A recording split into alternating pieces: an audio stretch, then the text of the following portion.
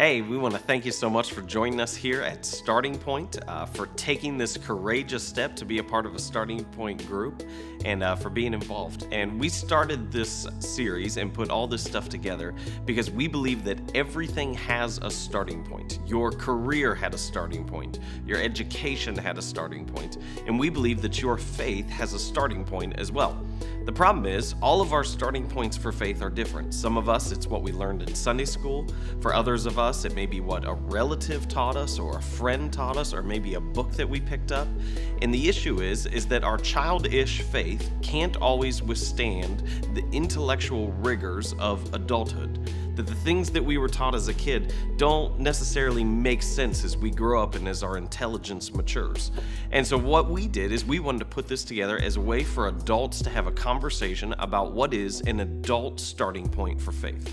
So what's going to happen over the next 8 weeks is we're going to cover a number of different topics as it's related to our faith. What I'd encourage you to do is two things. The first thing is to show up. It would be easy to get a couple weeks in and then slowly drift off, but the only way to get the full benefit of the conversation is to actually commit to stay with it for the entire 8 weeks. So the first thing is to show up. The other thing is to actually speak up. This is a safe place in which you can share your thoughts, your ideas, to ask your questions. For most of these things, there is not a right answer at all. It is just your opinion and perspective. And what we think is important within Starting Point is to have a conversation about faith and not simply a lecture about faith. So how it's structured is you'll have a chance ahead of the time when the group meets to watch the full message from our Starting Point series online that's made available to you. And then we put these brief videos together just at the start of the group to kind of refresh the content for you. So in the first week of Starting Point, we discuss what is the adult starting point for faith. And for most of us, we think that the starting point for faith is the question, what do you believe about the Bible? Which gets us into a multitude of different issues, and we've got to deal with what about this weird passage and that weird passage, and was Jonah really in the belly of a fish for 3 days, and how did all of that work out? And there's a couple different problems with that. One of the easiest problems with the fact that the starting point for faith isn't the Bible is the reality that the early followers of Jesus didn't have the Bible because they were the ones who wrote it. And so for us to say that your Christianity, your faith is defined by what you believe about the Bible would mean that the first followers of Christ weren't actually Christians because they didn't have any beliefs about the Bible. And what we see even clearer is that for the first followers of Christ, they pointed to something completely differently.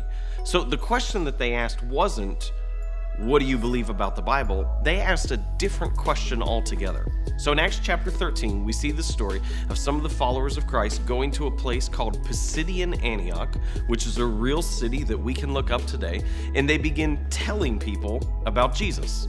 And their message is really, really simple. Their message is simply this: we saw him crucified, and we saw him rise from the dead. And then they stop. And that's it. It doesn't get into what's your thoughts on this, what's your thoughts on that, why is there evil in the world, can God make a rock so big that even he can't move it? It doesn't get into any of those silly questions that we get stuck on today so often. It was simply this: we saw him die, and we saw him rise from the grave.